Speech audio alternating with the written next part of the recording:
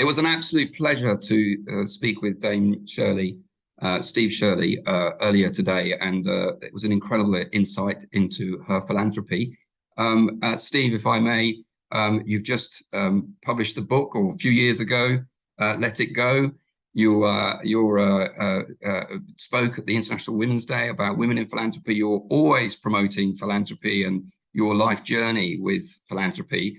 And during the discussion, we talked a number of things, didn't we? We talked about your charitable work, which I think spans a number of key charities, including Autistica and Prior's Court and Kingswealth. And we also spoke about what drives women in philanthropy and how's that different.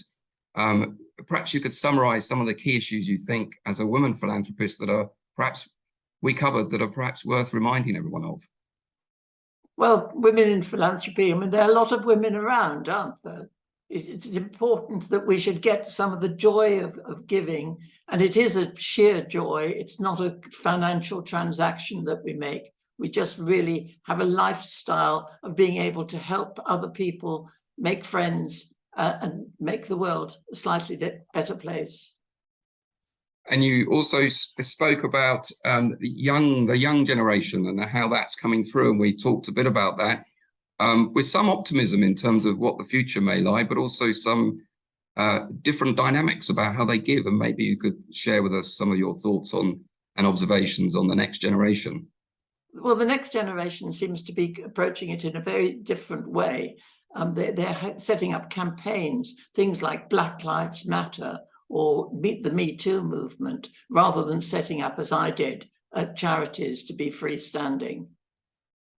And you spoke a lot about that in terms of the key charities and Prior's Court as well, that you've been an incredible inspiration in establishing and funding, and the importance of sustainability for funding. I think you call it venture philanthropy. And how important has that been? And maybe you could just say a few words about that long-term sustainability of your charities that you support. Well, I try to approach philanthropy as I did in my business life, that you've got to grow, you've got to do something good, you've got to meet the market, you've got to look after your staff. But in particular, you have to become freestanding. And it takes time for charities to become managerially and financially independent of their donors or founders. And I've learned. The first charity took me 17 years, second one 5 years, the third one 2 years. So I am a learning person. And in the end of the interview, you talked about what they call the joy of giving, or your joy of giving. And maybe you could just share with that, because I think probably of all the discussion points that we raised, this was the thing that really struck me at the end. And it was just heartening to hear, but perhaps you could just share your thoughts on how important this is to you. Well, giving used to be something that was sort of on the sideline. If you'd got a little bit of spare money, you would give it, or you might get involved as a volunteer with something. Once you start giving in a strategic way, it is such a joy. It is such a pleasure. You get so much back. In no way am I giving. It's a reciprocal cultural and social relationship. I'm so happy these days as a venture philanthropist.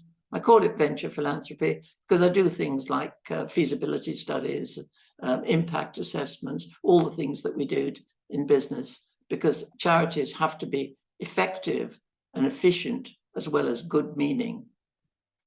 And we also discussed a number of themes that came over in the Talking Philanthropy speech that you gave, and that's also on our Talking Philanthropy YouTube and website for those that want to see the full. But that was 2018, a few years ago.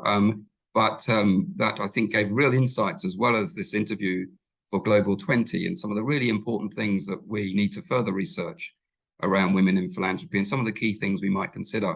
So on behalf of everyone, thank you very much for sharing your journey. And for those that would like to look, please do look at the full 20-minute interview on Global 20, hashtag Global 20, as part of our 20th anniversary celebrations. It's really been an incredible landmark interview, and thank you very much for your time you gave to us, and for everyone sharing your experiences and your stories. I should also say to you, congratulations on 20 years. It really is quite an achievement. 2 decades. Well done. Well, thank you. High praise. Thank you.